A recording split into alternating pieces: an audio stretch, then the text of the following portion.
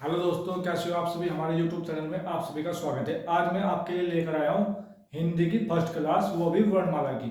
वर्णमाला इंपॉर्टेंट क्यों है, पहले आपको एक दो मिनट बता दूं।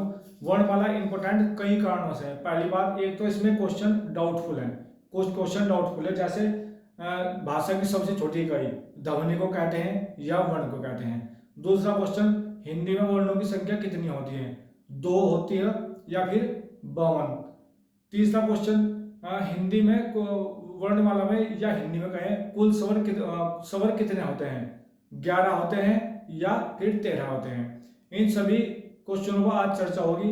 मैं आपको कराऊंगा एनसीईआरटी बेस। एनसीईआरटी बेस क्यों? एनसीईआरटी बेस इसलिए क्योंकि वर्णमाला का जो चैप्टर है, एक ऐसा चैप्टर है जो अलग अलग बुक्स में इसमें अलग अलग दिया गया है।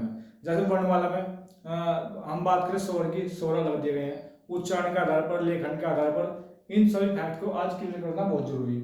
तीसरी जो मेन बात, वर्णमाला का टॉपिक इसलिए भी चुना क्योंकि यदि आप संधि करोगे, संधि से पहले आपको वर्णमाला का चैप्टर करना बहुत जरूरी है। क्योंकि वर्णमाला में आप सीखोगे वर्ण विच्छेद करना, वो मैं आज आपको बताऊंगा। वर्ण विच्छेद करना में यदि आप सीख गए तो संधि विच्छेद खुद ब खुद आप उंगली पर करोगे। कुछ बच्चे संधि के चैप्टर को रटते हैं, आपको रटना नहीं, बिल्कुल भी रटना नहीं। मेहनत करो, समझो, टॉपिक को समझो, हर चीज को समझकर तब करो। अब देखिए एनसीईआरटी बेस, मैं इस चैप्टर को एनसीईआरटी पहले बताया, एनसीईआरटी बेस ही कराऊंगा। अब पहले आप एक चीज समझिए। अब देखिए वर्ण, स्वर व्यंजन समझने आपको। स्वर व्यंजन मात्र 2 मिनट समझना। स्वर क्या होते हैं, व्यंजन क्या होते हैं, स्वरों की संख्या कितनी, व्यंजन में कितनी, ये टॉपिक में चलेगा, पहले समझ लीजिए। अब देखिए स्वर और ये होता है व्यंजन। स्वर किसे कहते हैं और व्यंजन। स्वर मैं आपको बता दूं, स्वर उसे कहते हैं जो खुद स्वतंत्र हो, मतलब वो वर्ण जो खुद स्वतंत्र हो, किसी की सहायता से नहीं बोले जाते। और व्यंजन उसे कहते हैं जो स्वर की सहायता, व्यंजन तो स्वतंत्र हो गए, स्वतंत्र, और जो व्यंजन है ये किस सहायता लेंगे, किसकी, स्वर की सहायता। सहायता किसकी लेंगे, स्वर की सहायता लेंगे व्यंजन, क्योंकि व्यंजन जो होते हैं स्वर की सहायता के बिना बन ही नहीं सकते, बन ही नहीं सकते बिल्कुल भी। अब देखिए एक दो स्वर के नाम लिखूंगा, एक दो व्यंजन के, वो मैं आपको बात बताऊंगा। जो चलो आपको बता दो स्वर किसे कहते हैं। स्वर होते हैं 11 स्वर, कुल स्वर 13, वैसे 11 टॉपिक में चलेगा। आ को वैसे बोलते हैं लेकिन खड़ी बोलने के हिसाब में बोलते हैं आ। जो भी आपको अच्छा लगा, बोल लो, आ बोल लो, कोई दिक्कत नहीं, समझना बहुत जरूरी है। आ छोटी बड़ी छटाऊ बड़ाऊ रीरी ए आई ओ औ, ये होते हैं 11। अब देखिए 2-3 लिखूंगा समझाने के लिए मात्र। अब देखिए ये होता आ और छोटी। अब बात करें व्यंजन की, व्यंजन कौन से होते हैं, क ख ग घ, ये 2-3 लिखेंगे बस, क ख ग। अब यहां मात्र इतना समझना स्वर स्वतंत्र कैसे हो और व्यंजनों ने स्वर की सहायता कैसे ली। अब देखिए यदि मैं बोलूं तो ही होगा, लेकिन यदि हम बोल क, तो क यदि आप बोलते हो तो बाद में आवाज किस चीज के, क की आवाज आई, तो इन्होंने किसकी सहायता ली, जो क बना आवाज किसकी आई, तो इसने की सहायता ली, यहां लग जाएगा हलंत। तो किसकी सहायता ली, की सहायता ली, क ना, और जो था वो खुद को स्वतंत्र था। आ की बात करो, आ को बाद में आवाज आ की होगी, और ख बोले तो बाद में आवाज किसकी, की आवाज आई, तो उसने उसकी सहायता ली। एक चीज और देखिए आप, एक होता है शब्द, शब्द कुछ भी हो सकता है, कबूतर, सहायता, कुछ भी। एक होता है वर्ण, वर्ण किसे बोलते हैं, जिसके टुकड़े नहीं किए जा सकते। शब्द के आप टुकड़े कर लो, जैसे सहायता, प्लस सहायता से संधि विच्छेद करते हैं। लेकिन एक शब्द है क ले लो, कोई सा भी एक वर्ण ले लो, वर्ण, इसे बोलते हैं वर्ण। जो सिंगल हो, इसके टुकड़े नहीं होते, उसे बोलते हैं वर्ण। लेकिन इस वर्ण में हम पहचान करनी मैन जो पॉइंट है, इसमें यो स्वर है या व्यंजन है, तो इसे बोल के देख लो। यदि आवाज आई, इसने स्वर की सहायता ली, तो अपना हो जाएगा ये व्यंजन। यदि स्वतंत्र तो ये अपना हो जाएगा स्वर। अब देखिए जो स्वर है वो पता है स्वर कौन से हैं, क्योंकि गिने चुने 13 ही हैं, वहां से 11 कुल बोल रहा स्वर तो 13, तो वो पता भाई ये स्वर है व्यंजन है। लेकिन कई बार क्वेश्चन ऐसा हो व्यंजन का हम टुकड़े करो, तो इसमें कौन से, इसने किस स्वर की सहायता ली, एक वर्ण दे देगा व्यंजन में से, क्योंकि व्यंजन तो बहुत तो इसने किसकी सहायता ली? तो देखिए क को मैंने बोल दिया। क के यहाँ मेन पॉइंट अब ये समझना आपको। क बोल दिया, आवाज किसकी आई? अ की आवाज आई। तो इसने किसकी सहायता ली? अ स्वर की सहायता ली, और नीचे हलंत लग जाएगा। हलंत का क्या रोल है?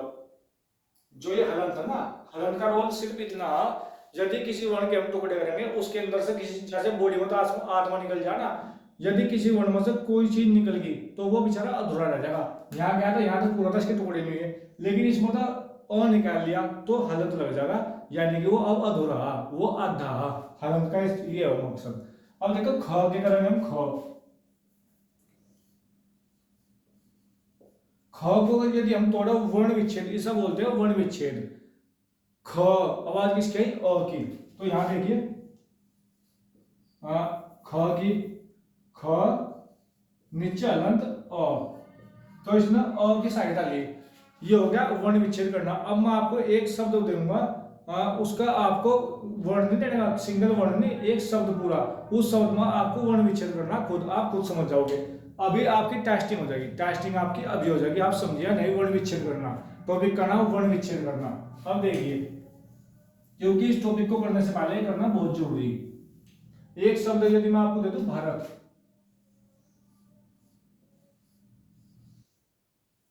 भारत शब्द में क्वेश्चन, भारत समझिए, भारत शब्द का वर्ण विच्छेद करिए। पहला क्वेश्चन, भारत शब्द का वर्ण विच्छेद करने पर इसके अंदर कितने स्वर हो छुपे होंगे?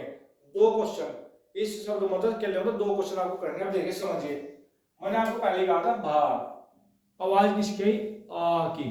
तो भा लिख लो, नीचे आ जा हलंत आ, भा, आ की आवाज आई तो आ हमने निकाल लिया इसके अंदर से, भा बेचारा कुछ बचा ही नहीं, अधूरा बच गया, तो हलंत लग जाएगा। अब र के बाद अ की आवाज आई तो र लगा दो, हलंत अ। ऐसा ही त अ की आवाज आई तो नीचे हलंत अ। पहला क्वेश्चन ये था अपना, भारत शब्द का वर्ण विच्छेद करो, चार ऑप्शन दिए जाएंगे, ये आपका सही हो जाएगा। दूसरा क्वेश्चन क्या था? भारत शब्द का यदि हम वर्ण विच्छेद करते हैं तो उसके अंदर कितने स्वर होंगे? स्वर देख लो आप, आ अ। क्योंकि मैंने आपको बताया स्वर किसे क्या है। स्वर आप जब चैप्टर चलेगा 11, वो कौन? आ छोटी बड़ी छठाओ बड़ाओ रीडी ए आई ओ, ये सब हो जाएगा। अंग आहार में क्यों नहीं होते हुए, कुल मावा कैसा हो, ये चीज हो गया। अब स्टार्ट करते हैं चैप्टर। यदि आपको यदि आपको समझ में आया हो तो मेरे चैनल को आप सब्सक्राइब कर सकते हो, कमेंट भी कर दो, लाइक भी कर लो, शेयर जरूर कर दियो। यदि आपके माइंड में बिल्कुल भी नहीं आया तो मेरा वीडियो बनाने का कोई भी फायदा नहीं है, क्योंकि वीडियो में इसलिए बना रहा हूँ बच्चों को फायदा होना चाहिए। क्योंकि ये चैप्टर एनसीईआरटी बेस उठाया मैंने, एनसीईआरटी का पूरा विश्लेषण करने के बाद करा रहा हूँ चैप्टर, वरना बुक्स में अलग अलग दिया हुआ है। दो तीन क्वेश्चन फैक्ट के, यदि आपका एक क्वेश्चन भी गलत हो गया, यदि वर्णमाला आपने कर रखी, मेहनत कर रखी, एक क्वेश्चन आ गया इसमें से डाउटफुल वाला क्वेश्चन दे दिया, आपने वैसे नॉर्मल किताबों से पढ़ रखा है, तो आपका एक क्वेश्चन मेहनत बेकार जाएगी पूरी। अब देखिए बात करते हैं वर्णमाला की। वर्णमाला, अब देखिए भाषा की सबसे छोटी इकाई, पहला क्वेश्चन डाउटफुल, भाषा की सबसे छोटी इकाई, ये होता है इसका आंसर ध्वनि। कुछ बच्चे बोल रहे होंगे वर्ण, एनसीईआरटी बेस भाई, एनसीईआरटी बेस आपको पता लग जाएगा वर्ण क्यों नहीं है या वर्ण क्यों है। भाषा की सबसे छोटी इकाई ध्वनि, इसमें लिखना वर्ण का मौखिक रूप। अब देखिए क्वेश्चन नंबर अगला, वर्ण का लिखित रूप, वर्ण का जो लिखित रूप होगा, ध्वनि का लिखित रूप, ध्वनि का लिखित रूप क्या हो जाएगा अपना? वर्ण।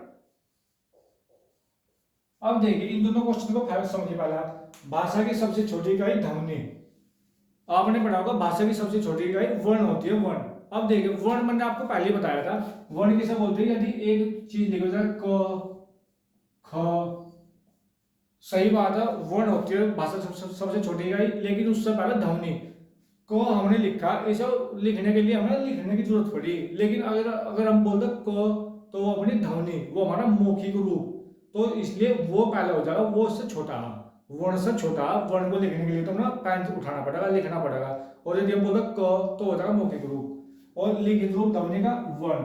यदि आपके एग्जाम में क्वेश्चन आया भाषा की सबसे छोटी इकाई, उसमें जो वह दिए होंगे ऑप्शन, 4 ऑप्शन, उसमें से यदि ध्वनि और वर्ण भी ऑप्शन में है तो आपको आंसर उसका ध्वनि लगाना, यदि ध्वनि ऑप्शन में नहीं है तो आपको वर्ण लगाना। ये क्वेश्चन आपका हो गया। अब देखिए नेक्स्ट क्वेश्चन, मात्र 3 क्वेश्चन करेंगे फिर समझने का टॉपिक।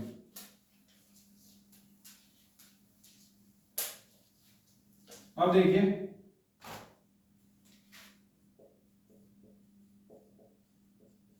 हिंदी भाषा की लिपि, तो यार लिपि कौन सी है सबको पता है, ऐसा कोई बच्चा नहीं, सब पता नहीं, देवनागरी, देवनागरी इसे बोलते हैं वैज्ञानिक लिपि, वैज्ञानिक लिपि बोल रहे थे। अब देखिए सबको पता है हिंदी भाषा की लिपि देवनागरी है, तो देवनागरी हो क्या है, दूसरा क्वेश्चन आपको समझना, पहला समझ लिया, दूसरा देवनागरी, देवनागरी जो लिपि है वो लिखने की एक प्रक्रिया, लिखने की, अब लिखने की कैसा, अब देखिए यदि मैं शब्द लिख दूं ए, इंग्लिश का शब्द, और लिख दूं हिंदी का ए, तो ये अपना देवनागरी लिपि है, और ये अपनी रोमन लिपि, जबकि ये भी ए, इसे भी ए बोल लेंगे, इसे भी ए बोल लेंगे, तो ये अपना हो जाएगा रोमन लिपि, रोमन लिपि यानी इंग्लिश की लिपि, और देवनागरी लिपि ए। तो जैसे हम सब लिख रहे हैं ना, है कैसा बना, भा ऐसा बना, की ऐसा बना, ली ऐसा बना, समझ गए। तो जैसे हम लिख दो द, ये व, ये र, तो ये हिंदी के शब्द लिख रहे हैं, ये देवनागरी लिपि में लिखे हुए, समझ गए। द को अगर हम इंग्लिश में लिखो डी लिखोगे, डी, डी देवेंद्र अगर लिखना या दीपक लिखना तो इंग्लिश में डी का प्रयोग करेंगे, हिंदी में द का, तो है तो वही बात। अभी ऐसे ही है, जैसे ए इंग्लिश में ऐसे, हिंदी में ऐसे, तो लिखने की क्रिया को देवनागरी बोल रहा हूँ, वो हमारी देवनागरी लिपि हो। ये होगा दूसरा क्वेश्चन। अब देखिए हिंदी भाषा की लिपि देवनागरी हो गया। अब देखिए अगला नेक्स्ट क्वेश्चन, नेक्स्ट क्वेश्चन अपना होगा हिंदी में शब्दों की संख्या, स्वर कितने, वर्णों की संख्या, वर्ण हिंदी में वर्ण कितने होते हैं, वर्ण कितने होते हैं, तो आंसर होगा 2, एनसीईआरटी के हिसाब से 2। आप बोल रहे 52 क्यों नहीं, 52 में बताऊंगा आपको क्यों नहीं। पहले 2 कौन से ये होते हैं, एक तो स्वर और एक होता है व्यंजन, एक होता है स्वर, एक होता है व्यंजन। जो वर्ण होते हैं स्वर के कितने कितने होते हैं, 13 वे होते हैं वर्ण, व्यंजन कितने होते हैं 35 39, वो टॉपिक जब चलेगा जब आपको बताऊंगा। जो इसके नीचे लिखे जाते हैं उन्हें बोलते हैं वर्ण। तो यहाँ जो राइट आंसर होगा ये होगा 2। एक बात हो, ब्रैकेट में लिख लीजिए 52। अब समझिए एनसीईआरटी बेस 2, यदि ऑप्शन में आया 2 तो आपको 2 लगाना, अब 52 भी अगर है तो 2 लगाना, अगर 2 नहीं है तो फिर 52 हो जाएगा, समझिए। कहीं कहीं पर 3 भी दिए गए। तो ये समझना आपको हिंदी में वर्ण कितने होते हैं, 2, स्वर व्यंजन। वो जो 52 है ना, वो 52 इनके अंतर्गत आते हैं निश्चय, स्वर कितने व्यंजन कितने, वो क्वेश्चन ऐसा आता है, समझ गया आप। डाउट बिल्कुल क्लियर होना चाहिए, यदि 52 आया तो 52, यदि 2 ऑप्शन में है 52 में तो 2 लगाना आपको। अब देखिए यहाँ स्वर कौन से, एक क्वेश्चन लिखो, स्वर होते हैं 11, यदि बात कर कुल स्वर, कुल स्वर, कुल स्वर होते हैं अपने 13, तो वो कौन से हैं। व्यंजन की बात यहाँ छोड़ दो क्योंकि स्वर के बाद व्यंजन का टॉपिक चलेगा, वो तो वरना आपको वर्ण विच्छेद के बारे में बताया था। अब बात करते हैं स्वर की, स्वर होते हैं 11, कुल स्वर होते हैं 13। अब देखिए स्वर 11 वर्ण से 13 वर्ण से अ छोटी, बड़ी, छठाऊ, बड़ा ऊ, री री, ए आई ओ औ। 1 2 3 4 5 6 7 8 9 10 11। ये बड़े हो गए स्वर 11। अब कुल स्वर दो कौन से स्वर में प्लस अंग अह। अब इन्हें समझिए अंग अह क्या होते हैं। यहां स्वर 11 कुल स्वर 13। अब एक बात देखिए, जो अपना अंग और अह इन्हें नाम दिए गए। अंग को दिया गया अयोगवाह और अह को दिया गया विसर्ग। विसर्ग अयोगवाह और इसे बोलते हैं विसर्ग। विसर्ग इन्हें नाम क्यों दिए गए? इन्हें नाम अंग आय को अयोगवाह विसर्ग नाम क्यों दिए गए? जब ये स्वर 11 तो इनमें 13 में 2 क्यों ऐड कर लिए? इन्हें व्यंजन में क्यों नहीं बचाया? ये बात समझिए, अयोगवाह विसर्ग क्यों कहा गया। अब देखिए, मैंने एक चीज बताई थी आपको, एक साइड स्वर एक साइड व्यंजन। स्वर किसे कहें जो खुद स्वतंत्र हो, और व्यंजन किसे कहें जो स्वर की सहायता ले। यदि हम इन्हें यहां रखो इसमें अंग अह, ये रहे यहां इसमें ना टोटल में कुल स्वर में 2 ऐड कर रखे। यदि इन्हें रखा स्वर में तो ये स्वतंत्र अंग इन्होंने किसी की सहायता नहीं ली, समझ गए। तो यहां तो है स्वर में। यदि हम रखे ना व्यंजन में अंग यहां आगे स्वर की सहायता ले रहे। कैसा? अंग। अंग यदि हम बोल रहे तो एक एक्स्ट्रा आवाज आ रही अंग आ रही है, नाक को आवाज अह अह। तो किसकी? स्वर की सहायता आई। जैसे क शब्द था, क बड़ा व्यंजन था, तो क को ऐसे तो लिख सको हम कंक। कंक कंक भी तो लिख सको कंक। तो सहायता लेगी। यदि इस हम स्वर में रखा तो ये स्वतंत्र, यदि व्यंजन में रखा तो ये स्वर की सहायता ले रहे। तो ये बेचारे ना इंगे के रहे ना इंगे के रहे, इन्हें अलग कर दे ना भाई, तुम स्वर में रहो ना तुम व्यंजन में रहो। एक को बना दिया अयोगवाह, एक को बना दिया विसर्ग। समझ गए इतनी बात। दूसरी बात आपको पॉइंट की बता दूं, क्वेश्चन बहुत आ जा कई बार आए पेपर में, अयोगवाह कौन सा विसर्ग तो सबको पता है, इसके पीछे 2 बिंदु सीधा तुक्का उसे विसर्ग बोल देंगे। कई बार क्वेश्चन अयोगवाह की संख्या है, तो शब्द आपको पहचानना और वर्ण आपको पहचानना। इस एक चीज और आपको बता दो, अंग अयोगवाह विसर्ग का प्रयोग कहीं नहीं होने का। 11 के हिसाब से चलना आपको, सवर जो चलेंगे ना आपका टॉपिक समझ जाओगे आप। 1 2 जगह पॉइंट ऐसा होगा वहां का प्रयोग होगा, वो आपको बता दूंगा, आपको याद आ जाएगा तुरंत एकदम। ठीक है, अब शुरुआत करते हैं स्वर की। स्वर कितने? स्वर 11 कुल स्वर 13। 13 क्योंकि 2 जुड़ गए इसमें अंग और अ। अब बात करते हैं फटाफट स्वर की।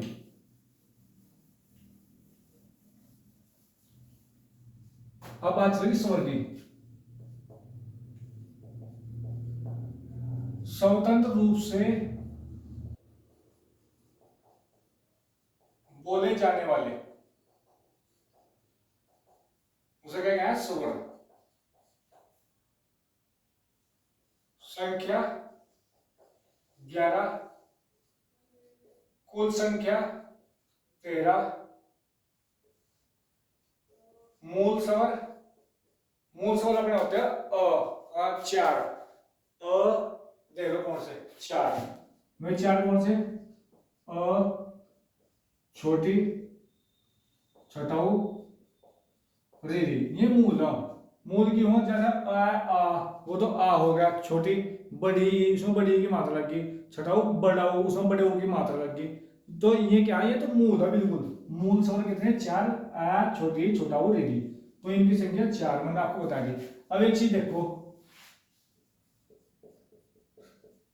मात्रा के आधार पर इनके प्रकार हो 2। स्वर की मात्रा का क्वेश्चन आएगा, मात्रा के आधार पर स्वर के कितने प्रकार? 2। कौन कौन से?